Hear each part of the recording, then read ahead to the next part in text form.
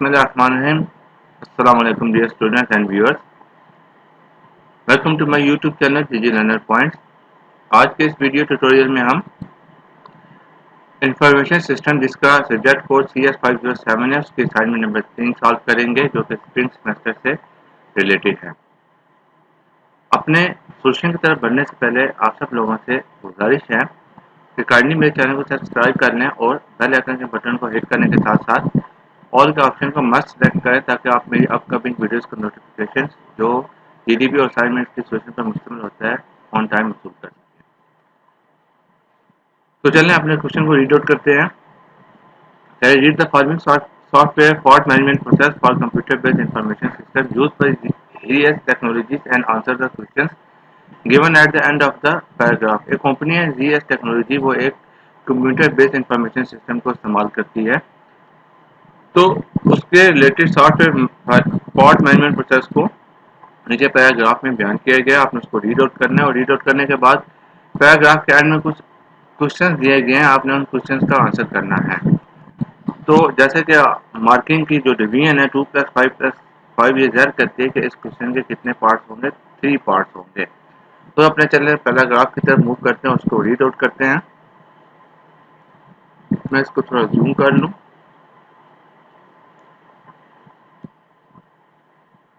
ताकि हम मजीद इसको क्लियरली रीड आउट कर सकें। The customer support team collects the defect information based on the complaints and suggestions from the users of the CBIS। क्या जो user of the CBIS है जो कि जीएस टेक्नोलॉजी है वो डिफेक्ट इंफॉर्मेशन कलेक्ट करती है। जो कौन सी? कस्टमर सपोर्ट टीम, जो कि कंप्लेंट्स एंड सजेशन की बेस पर होती हैं। The software defects are added to a system that is used to monitor status of defects. वो जो आपको पास इंफॉर्मेशन आती हैं डिफेक्ट इंफॉर्मेशन, वो आप जो आपका सॉफ्टवेयर डिफेक्ट है जिसको हम सॉफ्टवेयर मॉनिटरिंग सिस्टम भी कहते हैं, उसमें आप उसको ऐड करते हैं या उसमें इंसर्ट करते हैं। इंसर्ट करने के बाद क्या होता है? Special team analyse the record specialized team analyzes the reported defects and decided whether a specific defect can be produced in their lab। कह रहे हैं वो जो जब हम SMS में जो हम डाटा इनपुट करते हैं तो उसके लिए वो हमें एक रिपोर्ट प्रोड्यूस करके देता है। तो उस रिपोर्ट पर स्पेशलाइज टीम वर्क करती है और देखती है कि वो जो डिफेक्ट्स हैं वो दोबारा रिप्रोड्यूस हो सकते हैं या नहीं हो सकते, कहाँ? अपनी उनकी जो लैब है। If it cannot be reproduced, then a list of all possible causes is prepared and root cause analysis is performed and a solution is estimated। कहते हैं जब उन्हें पता चल जाता है कि अगर वो रिप्रोड्यूस नहीं हो सकते तो क्या करते हैं? वो तमाम जो काजेज होते हैं, पॉसिबल जो काजेज होते हैं, उनकी एक लिस्ट प्रिपेयर करते हैं, फिर उन पर एक रूट कॉज एनालिसिस परफॉर्म करते हैं और एक एस्टिमेटेड सोल्यूशन को फाइंड करते हैं। If the defect can be reproduce in the development environment, अगर डेवलपमेंट एनवायरनमेंट में वो डिफेक्ट दोबारा रिप्रोड्यूस होते हैं, the same team determine the required solution to fix it. जो सेम टीम होती है स्पेशलाइज्ड टीम, वो उसके क्या कहते हैं सोल्यूशन को डिटरमाइन करती है ताकि उसको फिक्स किया जा सके। The team also determine the required changes to be made in the system. कहते हैं वो जो सोल्यूशन की रिक्वायरमेंट मालूम करने के लिए जो कोशिशें करती है, उसका एक हिस्सा ये है कि वो ज़ाहिर बात है वो जो सिस्टम है CBIS उसमें कुछ चेंजेस भी डिटरमिन करती है ताकि वो उसका सोल्यूशन डिटरमिन कर सके और उसको फिक्स कर सके। This changes require management approval before being incorporated in the system. तो वो जब वो चेंजेस क्या कहते हैं डिज़ाइन कर लेते हैं, उनको डिटरमिन कर लेते हैं, फ्रेम आउट कर लेते हैं, तो उनको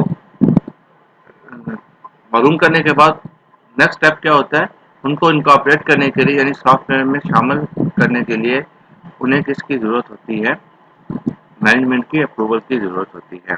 the management decide whether the changes are suitable for the product life cycle and approves और रिजेक्ट द चेंजेस। तो कहते हैं जो मैनेजमेंट होती है वो किस पे डिसाइड करती है क्या है कि वो जो चेंजेस हैं वो प्रोडक्ट लाइफ साइकिल के लिए सूटेबल हैं या नहीं है। अगर नहीं है तो वो उसको रिजेक्ट कर देते हैं या अप्रूव कर देते हैं। इफ चेंजेस आर रिजेक्टेड अगर चेंजेस रिजेक्टेड होती है, the team coordinates with the users regarding how to avoid faulty behaviour with best practices. तो वो जो टीम होती है वो यूजर के साथ कोऑर्डिनेट करती है और उन्हें बताती है कि कैसे आप उस डिफेक्ट्स आ रहे हैं उनसे आप अपने आप को बचा सकते हैं विद बेस्ट प्रैक्टिसेस के साथ। If it is approved by management, a team of developers outline a design for the requirement and plan the necessary software development activities. कह रहे हैं अगर मैनेजमेंट उस चेंजेस को इनकॉर्पोरेट करने के लिए परमिशन दे देती है तो जो स्पेशलाइज टीम है वो उन चेंजेस के हवाले से रीडिज़ाइन करती है आउटलाइन को अपने सॉफ्टवेयर को और प्लान करती है कि उन एक्टिविटीज़ को जो सॉफ्टवेयर डेवलपमेंट में ज़रूरी होती हैं in the light of that changes. Once the solution is developed it is tested in development environment and release to the user as a beta solution. जब वो सोल्यूशन डेवलप हो जाता है यानी वो चीज़ें इनकॉर्पोरेट कर दी जाती हैं सॉफ्टवेयर में या सिस्टम में तो वो क्या होता है उनको टेस्ट किया जाता है डेवलपमेंट एनवायरनमेंट में और उसको एज ए यूज़र के लिए बीटा वर्जन के तौर पर रिलीज करते हैं। The result of the test and feedback from the users are used to make permanent changes and incorporate the changes in the new software release. तो वो क्या करते हैं उसके नताइज और जो फीडबैक जो यूजर से हमें मिलती है उसकी बेस पे वो उन चेंजेस को परमानेंटली तौर पे सॉफ्टवेयर में क्या कहते हैं डाल देते हैं और उसका हिस्सा बना देते हैं फिर उस सॉफ्टवेयर को रिलीज कर देते हैं। Notification to user is sent about the new release and the problem is solve. तो यूजर्स को नोटिफिकेशन भेजा जाता है कि नई रिलीज के बारे में जो उनकी फाइनल रिलीज होती है basis on the result and feedback the problem solved हो गया। Once satisfactory feedback is received from the user, the defect is marked as resolved in the defect monitoring system. तो क्या होता है जब वो सॉल्व हो जाता है तो उसको मार्क कर देते हैं कि ये इशू सॉल्व हो गया है कहाँ डिफेक्ट मॉनिटरिंग सिस्टम में। तो चले अब अपने क्वेश्चंस की तरफ हम बढ़ते हैं वो हमें क्या बता रहे हैं। क्या पहला क्वेश्चन है what system analysis technique is most suitable to present the bug process in pictorial form to show the sequence of activities, decisions and results. कह रहे हैं कि जो ऊपर हमें सिनेरियो दिया गया है उसमें से जो सिस्टम एनालिसिस की कौन सी टेक्निक मोस्ट सुटेबल है जो कि हमारे इस तमाम प्रोसेस को पिक्टोरियल यानी कि पिक्चर की फॉर्म में डायग्राम की फॉर्म में शो करे किस तरह एक तरतीब के साथ जिसमें एक्टिविटीज भी हैं डिसीजन भी हैं और रिजल्ट भी हैं। तो ये उसकी आपके डायग्राम की तरतीब होनी चाहिए। Unlist all the component symbols and meaning use in the bug technique. दूसरे पार्ट में आपने उन तमाम कंपोनेंट सिंबल और उनकी मीनिंग को बयान करना है जो कि उस टेक्निक में जो आपने ऊपर सेलेक्ट किया यूज होती हैं। Draw and label the pictorial representation of the bug process और वो जो आपने बी पार्ट में जितने भी कंपोनेंट सिंबल और मीनिंग का को आपने आइडेंटिफाई किया उनको यूज करते हुए आपने जो ऊपर फॉल्ट प्रोसेस मैनेजमेंट है उसके प्रोसेस को ड्रा करना है in the form of images और सिंबल्स। तो ये सबसे मोस्ट इम्पोर्टेंट और क्रूशियल पार्ट है जिस पे मेरा बहुत ज़्यादा टाइम सर्व हुआ है। तो यहाँ मैं गुजारिश करूँगा कि प्लीज़ ज़्यादा से ज़्यादा इस वीडियो को शेयर करें, लाइक करें और सब्सक्रिप्शन भी काइंडली दें। तो पार्ट 1 की तरफ आते हैं क्योंकि 2 नंबर का पार्ट है तो मैं इसके लिए ज़्यादा डिटेल में नहीं किया, सिर्फ उसको टेक्निक का बताना था, वो मैंने टेक्निक बनाई।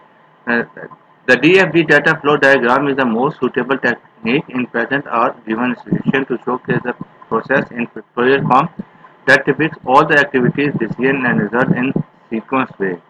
तो कह रहे हैं जो DFD डाटा फ्लो डायग्राम है ये टेक्निक का नाम है, ये बहुत ज़्यादा सूटेबल टेक्निक है इन प्रेजेंट सिचुएशन में जिसमें वो हम पिक्चर के ज़रिए अपनी तमाम एक्टिविटीज़ को एक सीक्वेंस के ज़रिए डिस्प्ले कर सकते हैं। वो क्या है एक्टिविटीज़ हैं, डिसीजन है और रिजल्ट। पार्ट सी में जितने भी सिंबल यूज होंगे based on the DFD techniques वो यहाँ मैंने आपको एक पिक्चर की इमेज की फॉर्म में बताती हैं। पहला एंटिटी है, ये क्या सिंबल इसका आपको देखने फील है, रेक्टेंगल है, इसका कंपोनेंट क्या एंटिटीज है और उसकी मीनिंग क्या है। रिप्रेजेंटिंग ड्यूल फंक्शन, ये ड्यूल फंक्शन परफॉर्म करता है, एक तरफ से डाटा रिसीव करता है और दूसरी तरफ से डाटा प्रोड्यूस करता है, किसी भी फॉर्म में हो सकता है। फिर हमारे पास क्या है, सेम सिंबल नीचे आ रहा है लेकिन उसके साथ आप देखें लेफ्ट कॉर्नर के ऊपर हमने एक छोटा सा पोर्शन बनाती है, ट्रायंगल प्लेस करती है।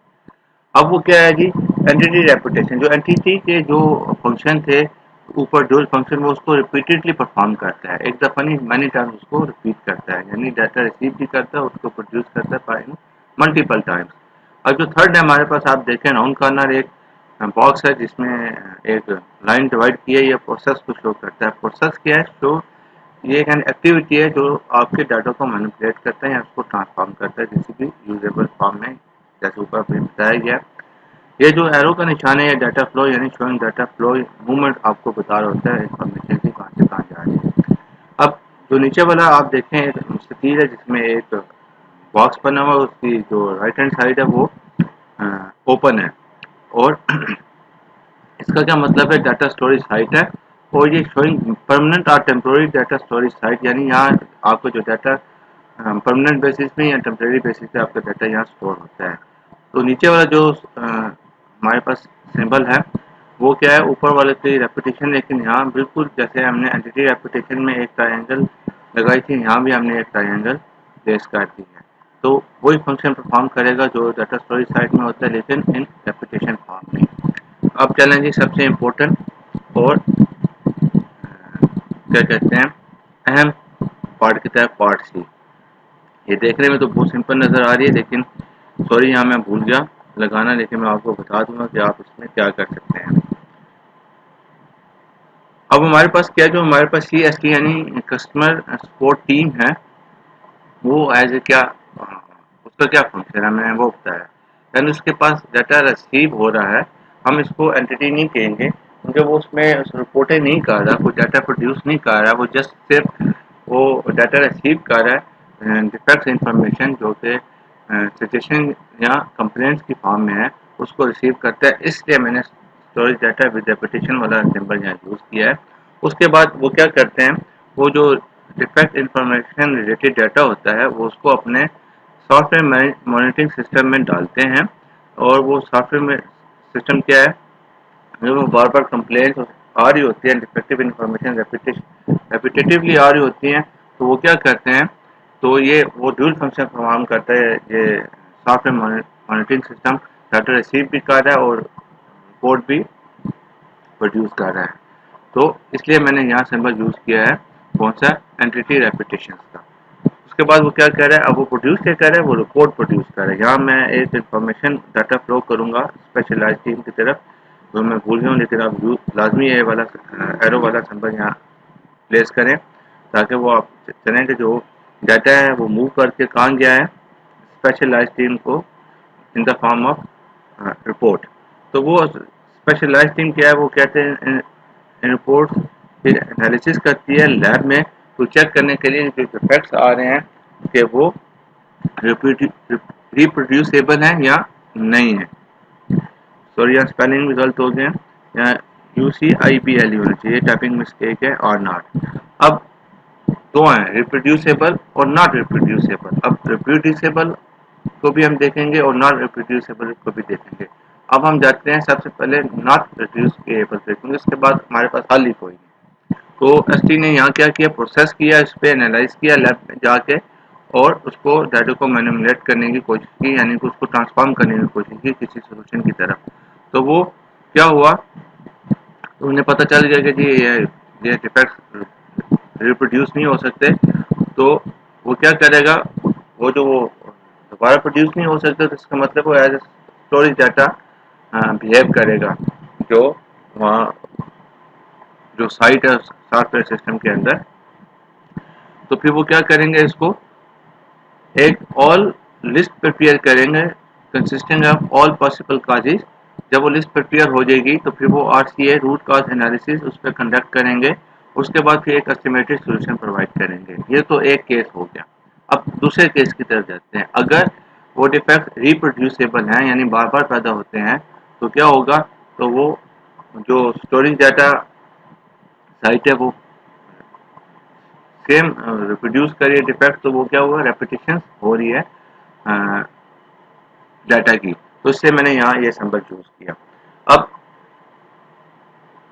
जो हमारी स्पेशलाइज टीम है उसने देख लिया कि ये रिप्रोड्यूस हो रहे हैं, तो वो क्या करेंगे, कुछ चेंजेस डिटरमिन करेंगे ताकि वो सोल्यूशन को फिक्स कर सके। और फिक्स करने के लिए वो जो चेंजेस डिटरमिन करेंगे वो किसको भेजेंगे, अपने मैनेजमेंट को भेजेंगे अप्रूवल के लिए। तो ये भी जो मैनेजमेंट क्या होगी वो एक प्रोसेस है, इसलिए मैंने यहाँ प्रोसेस वाला सिंबल यूज किया है। और वो उस पर एनालिसिस करेगी, एनालिसिस करने के बाद अपना क्या होगा, उस पर एक्शन देगी एंड डाटा को क्या कहेगा, ट्रांसफॉर्म करेगी किसमें करना है या नहीं करना।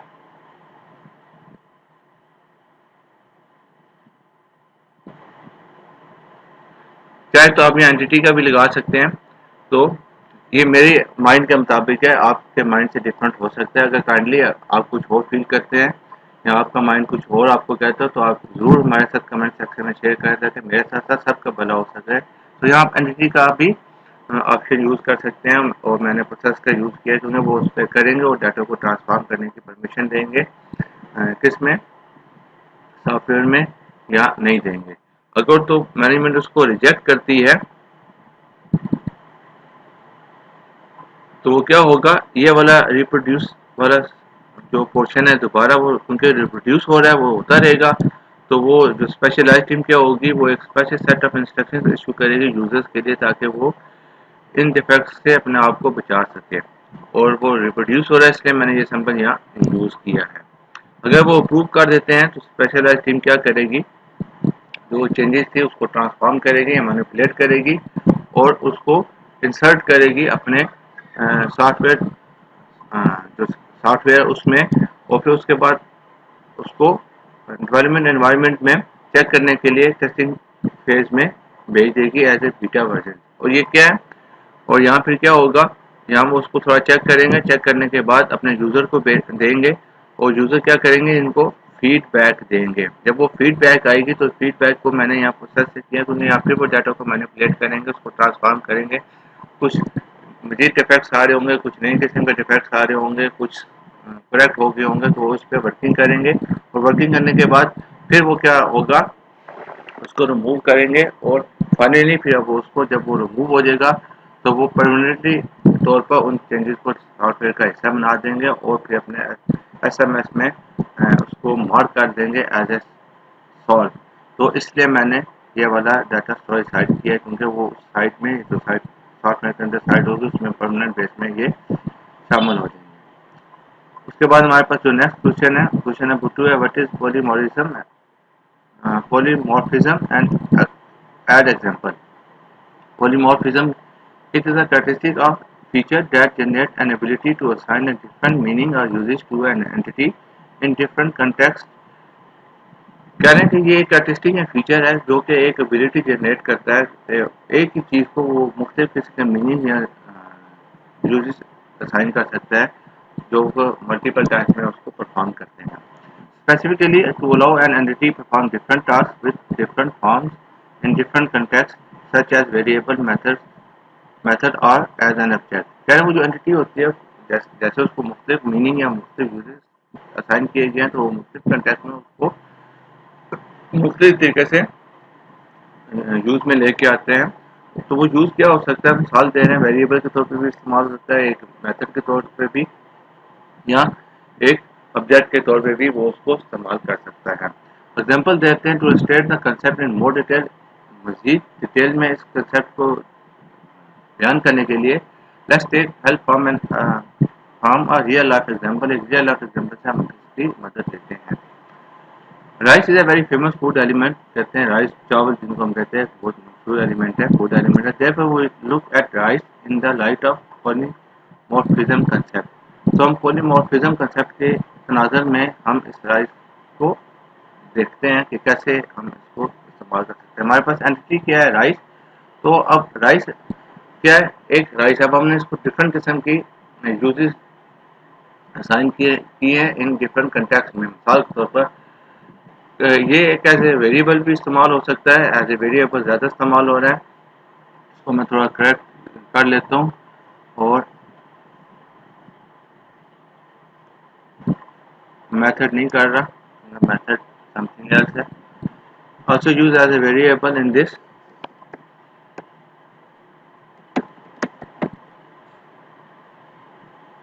example।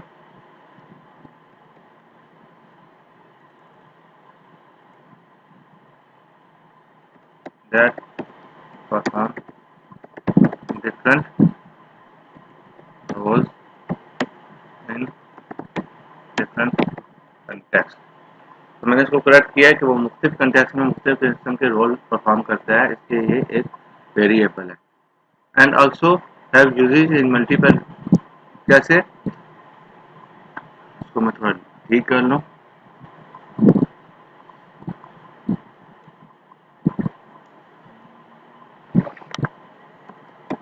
As a variable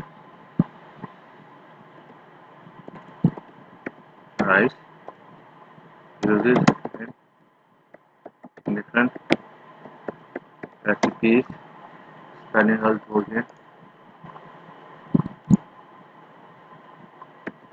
such as biryani, यानी फ्राइड राइस,